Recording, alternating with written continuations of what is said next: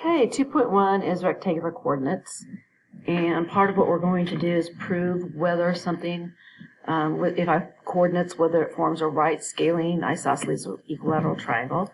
But first we sort of have to revisit a couple of concepts. The first is distance and midpoint. So if I have these coordinates, 1, 7, okay, and I'm going to label those x1, y1.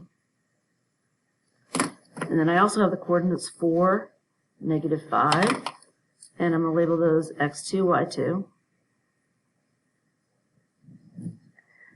And there's two things that I'm looking to find. The first is the distance formula, or the distance, which I'm going to use the distance formula to calculate. And we used this in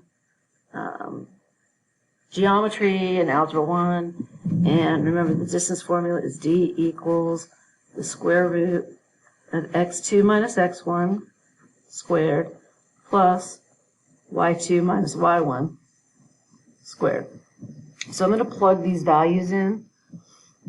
So the square root, my x2 is 4, and then my x1 is 1,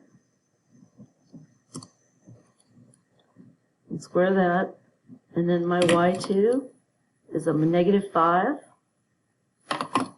and from that I'm going to subtract my y1, which is a +7, and square that. So when I'm calculating this, make sure you keep it in the parentheses after you subtract. 4 minus 1 is +3 squared. -5 minus 7 is a -12 squared. Keep them in parentheses, and it's really important that you remember that when we square a negative, two negatives make a positive, so it's going to make it positive. But if you're using your calculator to find it, make sure that you actually put it in parentheses. Otherwise, the calculator is going to square it first and then take the opposite. You're going to have the wrong sign. So 3 squared is 9. 12 squared is 144. And 9 and 144 is 153. And then you look to see if that can be simplified, if there's a perfect square that goes into that or not. And I'm going to tell you that that can be split into the square root of 9 and the square root of 17, because 9 times 17 is 153. I can solve this square root, which is 3. So 3 square roots of 17, and that's my distance. That's how far it is between those 2 points. The other thing that we've got to worry about is our midpoint. We use that for a lot of things. And to find the midpoint, this is really just the average of the points. Put that in the middle. So for my x value, I'm going to take x1 plus x2 divided by 2, right? You're going to add what you have and divide by 2. That's how we find an average. So to find my x value, I'm going to average my x's, x1 plus x2 divided by 2. And then I'm going to do the same thing for my y value, my midpoint. It's going to be the average of my y's. So I'm going to take y1 plus y2 divided by 2 to get my y value of my midpoint. Excuse me. So my x1 is 1. And then my x2 is 4. And I'm going to divide by 2. And this is also going to be divided by 2. This time I'm taking my y1, which is 7, and my y2, which is a -5. So when I combine these, 1 plus 4 is 5, so I have 5 halves. 7 and -5 is a +2, so that's 2 halves. And that can be simplified to 1. So you've got 5 halves, comma 1. Or if you write that as a decimal, it would be 2.5, comma 1, depending on which version your teacher wants you to handle. Okay. So we're going to use those concepts in order to find what type of triangle something is. And there's a few different things that we're looking for that we need to know, and so I'm going to outline those now. when we ask you to find what kind of triangle it is, there's two basically parts of that. The first, is it scalene or isosceles or equilateral? Okay, and to find that, you're going to use the distance formula.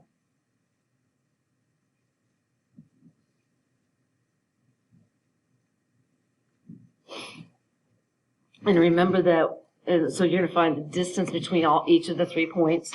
And remember, if you have 0 equal distances or equal lengths, okay, if none of the sides are the same, that's scalene. If you have 2 equal lengths, that means 2 sides are the same size, that's going to be isosceles. And if I have 3 equal lengths, if all 3 sides are the same length, then that's equilateral. So the way we're going to determine if it's scalene, isosceles, or equilateral, I shouldn't talk right at the same time, there we go, is by finding the distance between each of the points. And I'm going to call this point A, this is point B, and this is point C, and they form a triangle. Okay.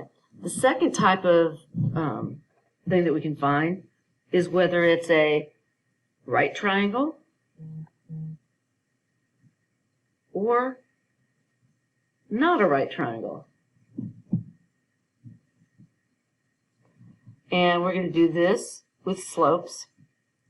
Remember, a right triangle is going to have one angle that's a right angle, or a not right triangle, none of the angles are right angles. And if it's a right triangle, I know that this angle comes, these 2 sides are perpendicular.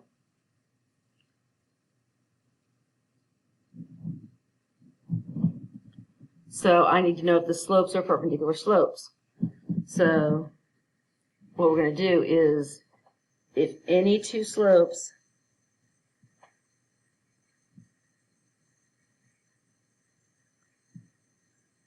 are perpendicular,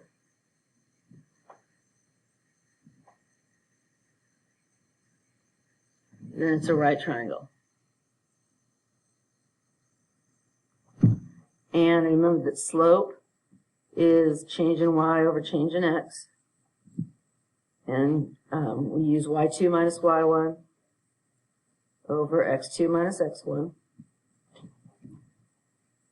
And they are perpendicular slopes. That's not what I meant to do. Perpendicular slopes are opposite signs and reciprocal of each other. Okay, they are opposite signs and reciprocal. Okay, so we're going to use this information, and I'm going to find out first if it's scalene, isosceles, or equilateral, and then using slope, I'll figure out if it's a right triangle. So I'm going to divide this into 2 parts. And the first thing I'm going to do is figure out if it's isosceles, perpendicular, or, isosceles, scalene, or equilateral. And I'm going to be using these points. Yeah. Okay, I had to answer a question there real quick, but I'm back. All right, so remember our points are -3, 2, -1, 5, and -6, 4. And I'm first going to work on finding the distance between each of those points. So first I'm going to look at the distance between A, B. And remember, it's the square root. I'm going to take x2 minus x1, so that's at -1, minus a -3. When you minus a negative, it's a positive. So plus 3 squared. And then my y's. y2 is 5 minus my y1, which is 2 squared. So that's going to be -1 plus 3 is 2. So that's 2 squared. 5 minus 2 is 3, so that's 3 squared. So I have the square root of 4 plus 9, which equals the square root of 13. And I can't simplify that any further. Then I'm going to go and I'm going to do BC. I'm going to see how far it is from B to C. Excuse me. So the square root, I'm going to take my x2, which is negative 6, minus my x1, which is a negative 1. Minus the negative 1 is a plus 1, squared. Then my y2, which is 4, minus my y1, which is 5, squared. And then negative 6 plus 1 is a negative 7, excuse me, negative 5 squared. 4 minus 5 is a negative 1.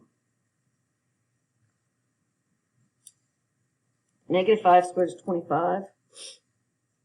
Negative 1 squared is a positive 1. Remember, keep it in parentheses. 2 negatives make a positive. So in whatever you're squaring a negative, it's going to be positive. So that gives me the square root of 26. And that cannot be simplified any further. So I've got, if you think about the triangle being A, B, and C, I've got AB, I've got BC, I still need AC.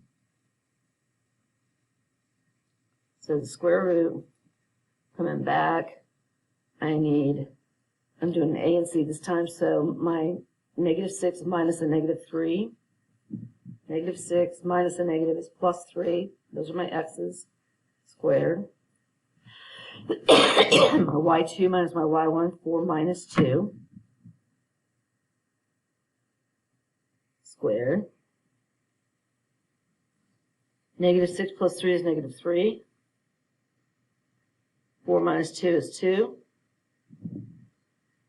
Negative 3 squared is 9.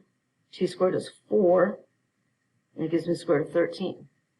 Since I have two of the exact same length, that means I've got two sides of the same. That makes it an isosceles triangle, because I have two of the same length. Okay. Now I'm going to figure out if it's a right triangle or not. And to do that, I've got to look at their slopes. So the same lines that I found the distance for, I need to find the slopes for those. So at AB,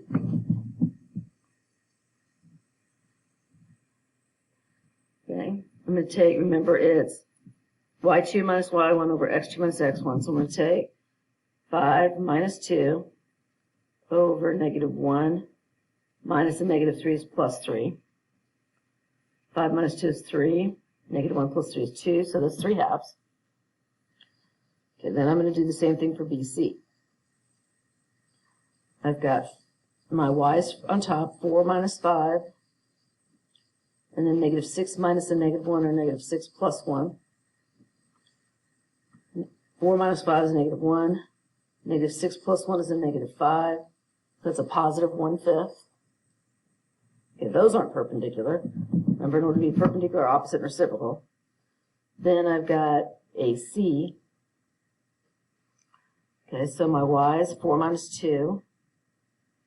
Then my x is negative 6 minus a negative 3, which is negative 6 plus 3. 4 minus 2 is 2. Negative 6 plus 3 is negative 3. If you look at the first one and the last one, they're opposite signs, and they're reciprocal to each other. They're flipped. That means they're perpendicular. So AB is perpendicular to AC. So this is a right triangle.